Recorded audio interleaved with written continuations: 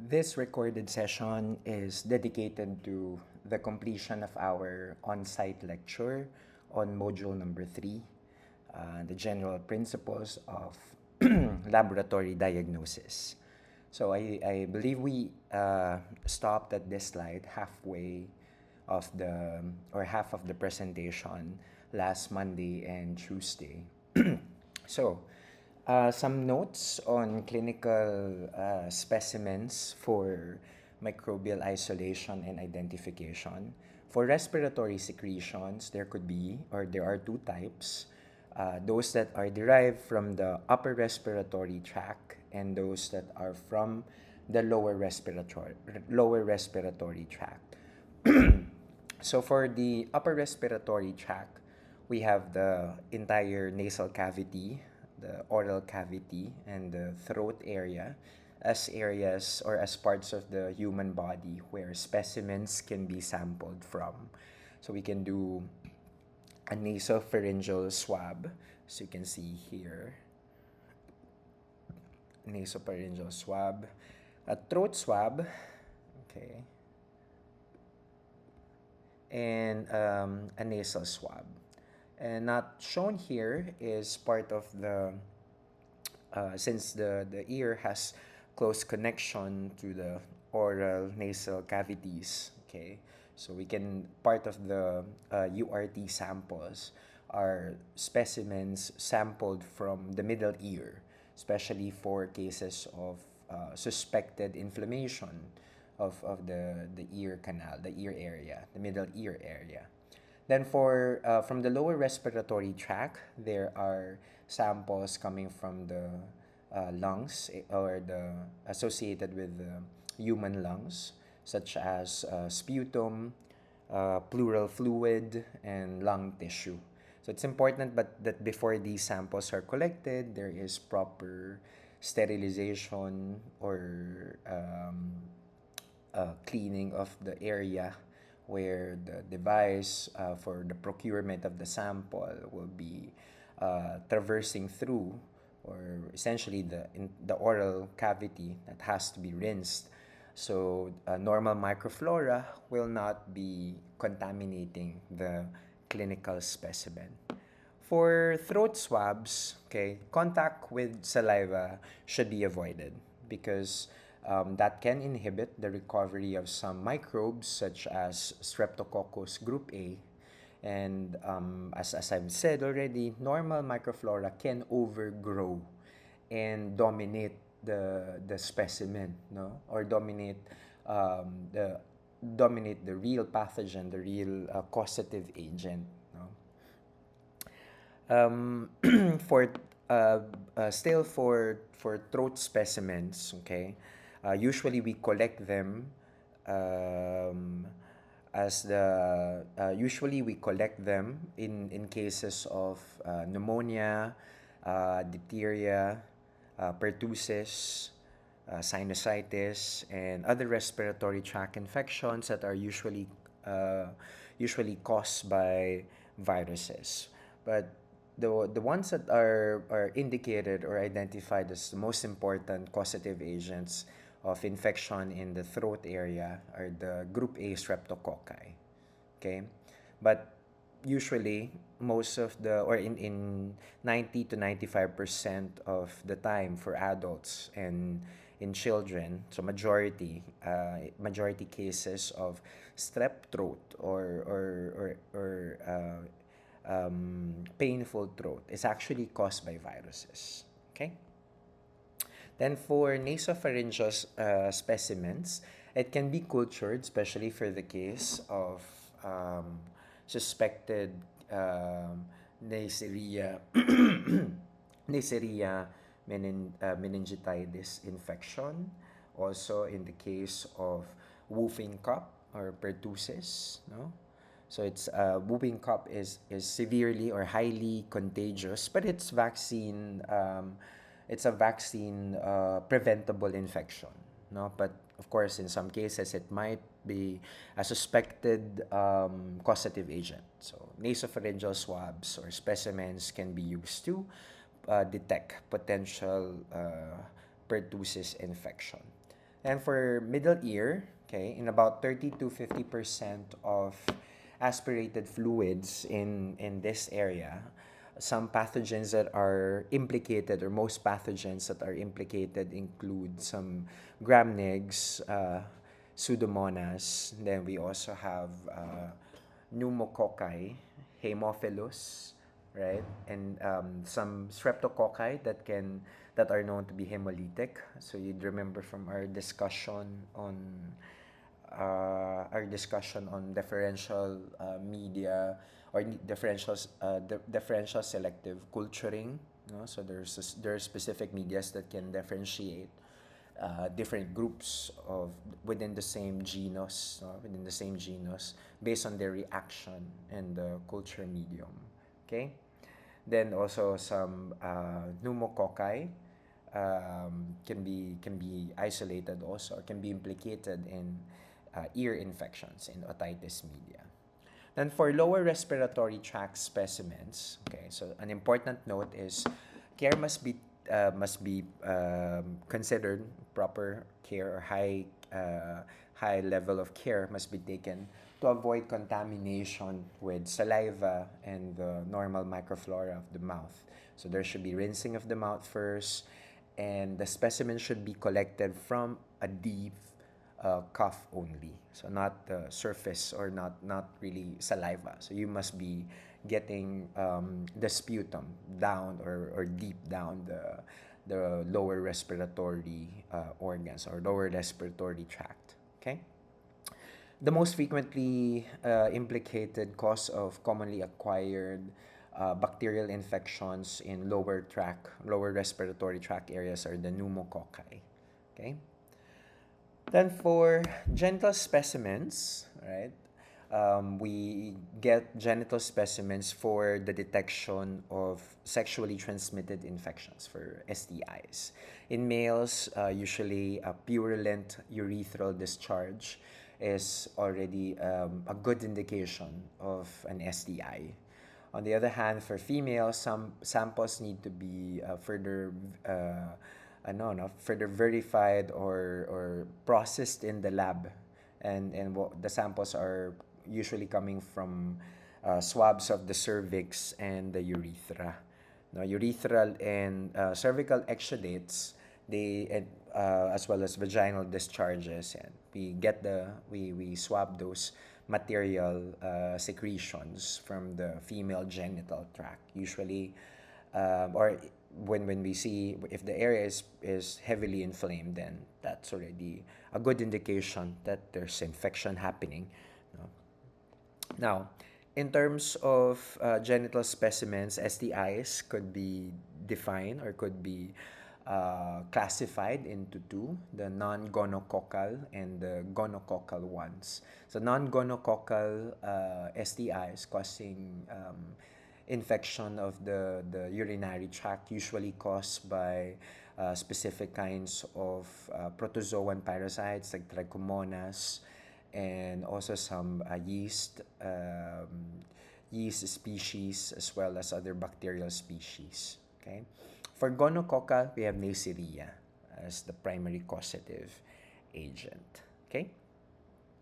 Now we look into the different techniques for detection, isolation. No, detection or isolation are two things that you might be confused with, but essentially, when we say that we are detecting detecting a pathogen from the clinical sample, what we mean to say is we are using both. We might be using both culture dependent and culture independent techniques in doing that.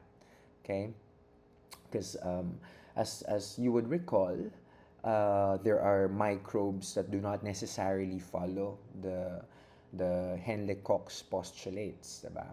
So there are microbes that you cannot really grow in the lab.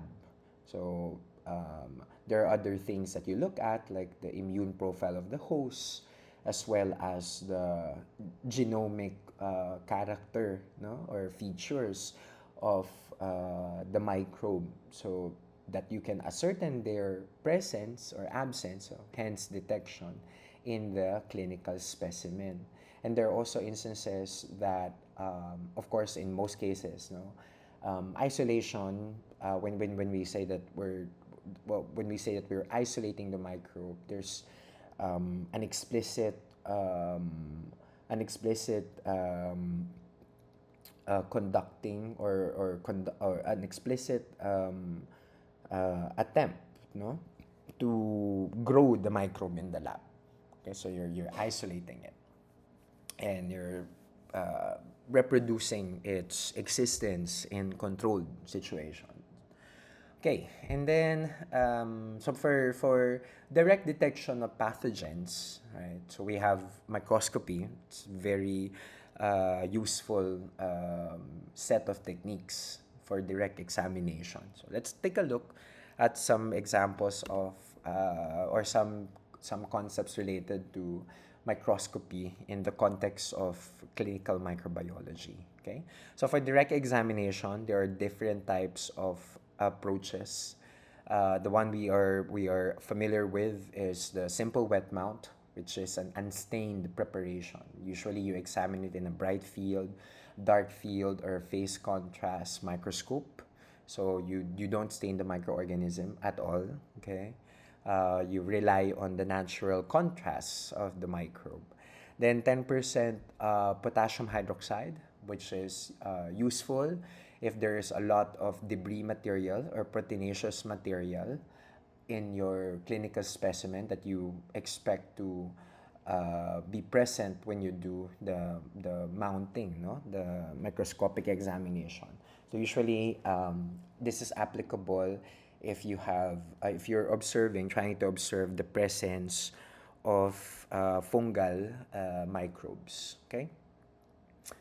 Um, Then we have India ink. It's a modification of the potassium hydroxide technique that removes background material, protein-rich background material in other organisms that might be sensitive to basic conditions. No? So here in the India ink modification approach, you add it as a contrast media.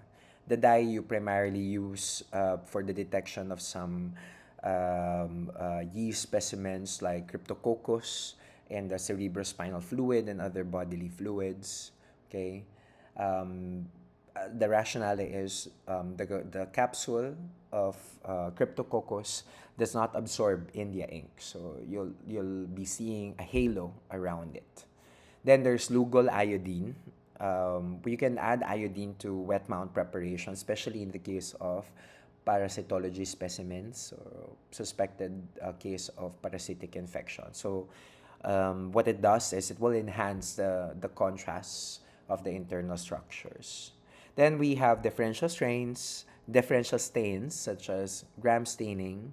So you know that you're very much familiar with the protocol, I'm sure, and allows us to detect or to differentiate gram negatives from gram positives.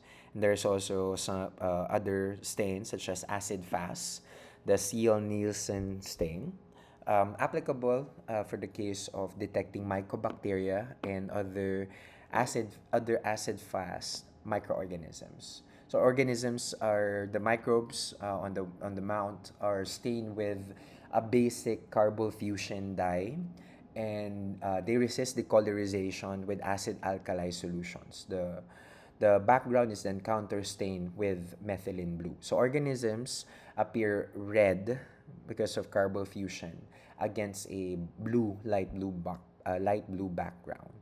Okay, so hot acid fast stain usually requires, or the Seal-Nielsen approach usually requires heating of the specimen. Okay, so some visuals. Let's take a look. Okay, so we have here gram staining. So just a review, there are 4 major steps. Primary stain is applied in crystal violet is smeared. Crystal violet is smeared. So both types of cells, gram positive and negative, will stain purple or blue. Step 2, the mordant is applied, so iodine is applied. Cells will remain blue. The mordant iodine forms complexes with crystal violet. Then there's a decolorizing step, step number 3. Gram-positive cells keep or retain the purple blue color because the complexes of iodine crystal violet are too big to go out of the cell, and because of the character of the cell wall. And you have the counterstain safranine, which will counterstain gram positive cells purple or blue. Will counterstain, will counterstain gram negative cells pink or red, since the cell wall of gram negative cells are um, dehydrated and are during the decolorization step, and it allows for, since it's a lot thinner compared to gram positive cells, so you expect the release of the crystal violet iodine complexes, or their dissipation from the internal space or the internal area of the gram negative cells. So here's a picture: blue, violet, you can see, and red, pink for gram negative. Then for a gonorrhea smear made from a sample, pus specimen, you can see Neisseria gonorrhea on Neisseria gonorrhea as shown in the um, specimen is as shown in the photomicrograph. So here you can see it's color red or pink. It's a gram negative bacteria, and within a background of leukocyte cells or leukocytes. Then for acid fast, we can appreciate here um, some sample from Mycobacterium tuberculosis, so in red color. So you can see it's stained by basic carbofuscin, okay? And then the background is blue, right? So here you can see the structure, and in figure B is the structure of the dye, basic fusion, while figure A are the mycolic acids that are present um, in the wall, no, in the acid in the cell wall of mycobacterium group, no, the mycobacterial group. So mycolic acids, they're actually long chain fatty acids found on the cell wall of mycobacterium, and they are a major component of the cell wall of multiple types of mycobacterium, or multiple species of mycobacterium.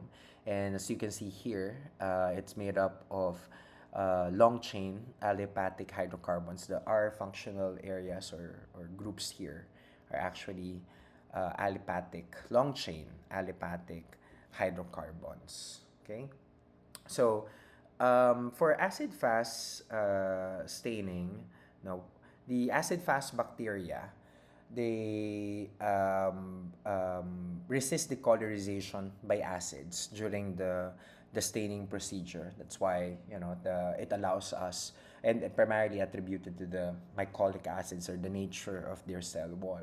That's why you're seeing a very good contrast. So there's a good contrast between the specimen, the microbial cells, and the background. No? Okay.